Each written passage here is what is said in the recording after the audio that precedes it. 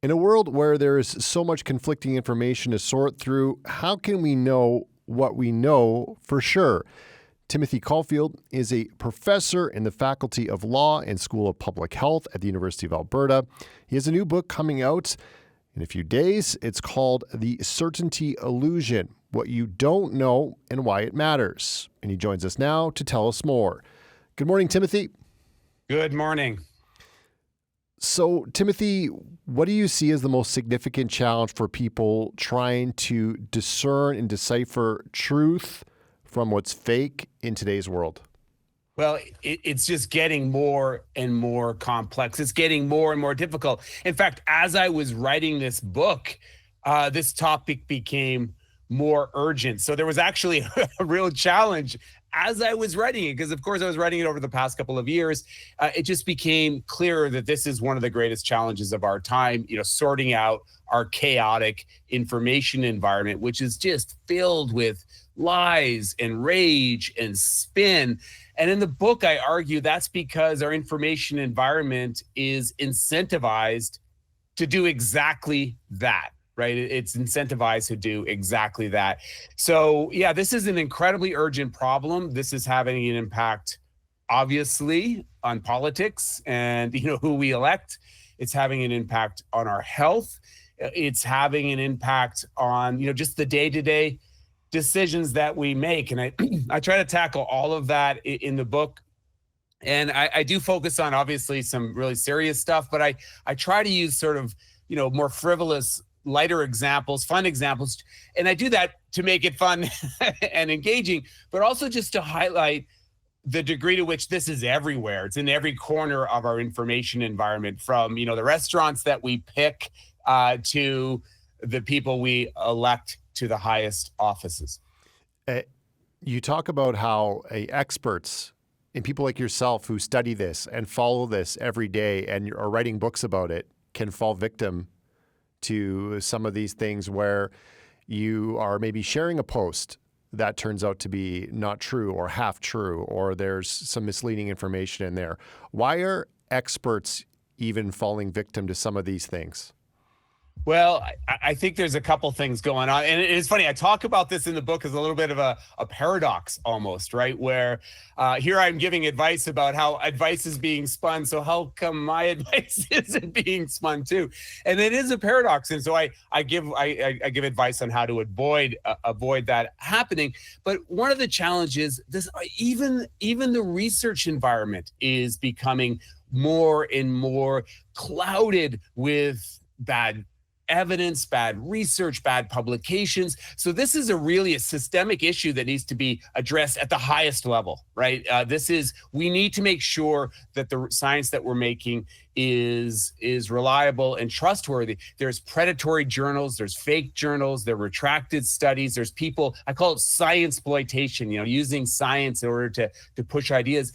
And unless you're willing to sort of pause and really investigate it, even experts can be fooled. The other really important element to this is this idea of humility. I talk about this in the book a couple of times, where we need to all recognize that we can't know everything, and we have to come to the information environment with a degree of humility. And there's evidence that shows if you do that, those who do that are less likely to be fooled by misinformation, less likely to spread misinformation. Yeah, don't be the first to share. Sometimes don't hit the button, step away from the computer or the phone. Timothy, how have forces like science, morality, or public opinion been misused or manipulated to influence people's opinions or their behaviors? Yeah, so those I kind of break down the book into those three topics in general. So I call the first one the science illusion. I touched on it real briefly already. This idea of science exploitation. Look, no one you don't buy a product and they don't go, we use less science, or a politician doesn't say, we've ignored all the evidence. We're evidence free, and here's my opinion. No, everyone tries to use science and evidence to support their claims, even if it's bad science. So that is a really powerful force manipulating. If you just look in the context of vaccines, anti-vaxxers always use some version of science to spread misinformation. So I break that down in the book. The opinion economy, I call it the opinion illusion, is fascinating. And I start with a fun topic. Well, it's actually massive issue. And this is the idea of just the impact of reviews. No one makes a move in life anymore without looking at online reviews. That is totally manipulated. It's because they're so powerful to our decision making. Of course, companies, just the internet in general, is incentivized to twist that. So I break that down quite a bit. And then there's something I call the goodness illusion, our desire to do what's right for ourselves and for our families and really for our community. People twist that too. We crave certainty, we crave clarity, and so people and entities more broadly manipulate that in order to sell us products, to sell us ideologies, to sell us brands. You said this is a major issue that we have to deal with. So how can we deal with this? What are some ways? You mentioned, taking a step back before sharing something and scrutinizing information. Some of us are better than that others, and sometimes it's just an emotional reaction. You see something, you want to post about it, share it with people. So what are some tips and things that you found through your research that work as ways to fight back against some of this stuff? Well, I do argue in the book that this is a big picture issue. Governments have to get involved in this. This is a big picture issue. We have to make sure we're making science better and more trustworthy. We have to make sure we're doing a better job of communicating evidence. But you touched on it. If something is playing to your emotions, to your rage, to your fear, that should be a signal to pause, right? To pause and to not share. That just being aware of the degree to which our information environment is manipulated can help, right? So I think that is really important. And then always ask because evidence and the tools that we turn to in order to find a path through the noise are also manipulated. Always ask yourself, what kind of evidence is being used to support this claim? Take that pause. If it's just anecdote, if it's just someone's rage-filled opinion, that shouldn't count as much as the body of evidence. And to be honest with you, doing those two things, and I provide a lot more advice, but just doing those two things, that's a really good start. I wanted to ask you about AI, and I've a lot of times we talk about AI, there's always two sides to this, where AI can be used for good and it can be used for maybe more nefarious things, or we have to guard against it or be afraid of it. Is there a way that AI can help with some of the things we're talking about today and helping us, weave through these things, weave through this information?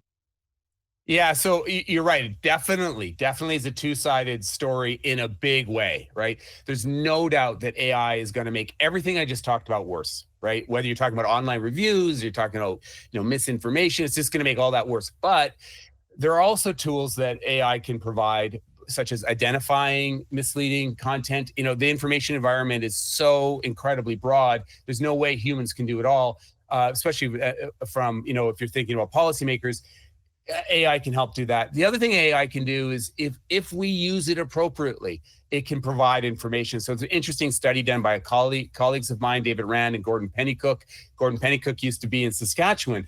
They developed a AI chatbot that can help pull people out of the rabbit hole, right? You ask the chatbot questions about the conspiracy theory that you believe in, and it provides information that's tailored for that individual. So there are ways that AI can help, but of course, we have to recognize the great harm that AI can do too. And this is a field that is moving forward so incredibly quickly. You mentioned, the outrage that sometimes spurs us to react to things in a way where we're not thinking critically before we're sharing something, whether it be posting it or just sharing that opinion with a friend or family member. What is the connection between misinformation and that outrage? Oh my God, the connection is incredibly tight and increasingly so. And there's been some big studies that have come out even over the last year that have talked about this. Negative headlines have increased significantly over the last 20 years. Negative content gets shared more on social media, gets more clicks. Negative misinformation is double checked less. Some people spread more likely to spread information if it's misinformation, if it's negative and it plays to your fear and your rage and your grievances. One set of authors called it affective pollution, and sort of emotional pollution is what our information environment is now filled with. And so it's so important to recognize that, right, and step back from that noise. Recognize that the information environment is absolutely playing to our rage. Just touching on the rage aspect, the outrage aspect, have you come up with any solutions or tips for folks to try and avoid that, get out of that cycle, avoid the algorithm in a way? Because sometimes it's self-fulfilling where you're focusing on something, you're really hyper-focused on that event or that topic, and you can just be fed more and more of that. How can we get out of that cycle? Yeah, I interviewed a researcher at the University of Washington called Kate Starbird, and I asked her, "What's your best advice for avoiding misinformation?" And I thought she'd say something obvious like, "Oh, make sure you double check sources." And stuff. She said, "No, if it feels like your team just scored a touchdown or someone scored a touchdown against your team, that should be a signal that you're being manipulated, right? That should be a signal to pause and try to figure out what the evidence actually says. And that step really can make a difference. And there have been studies that, again, Gordon Pennycook has done some of this work, who has found that if you just do that and try to embrace the notion of accuracy, you're less likely to fall for misinformation, less likely to spread it. And the other thing is just to recognize the degree to which we live in echo chambers that play to our fear and rage. Again, if you can seek out information from other sources, that will make a difference. And the other thing we want to do is, hey, it's 2025, it's a new year. Let's start with some positive. Let's try to fill our information environment with a little joy, a little less rage. Let's more cat pictures, less less anger. Timothy, thanks so much. And your cat mostly cooperated there. I think you did an amazing job conveying this and talking about your book and not being distracted by the cat. And I agree, sharing more positive things and also having these conversations where we're identifying issues that we're having with this information age we're in are really helpful, I think, just for our understanding and just to spread that information with other people. So thanks so much. Thank you very much.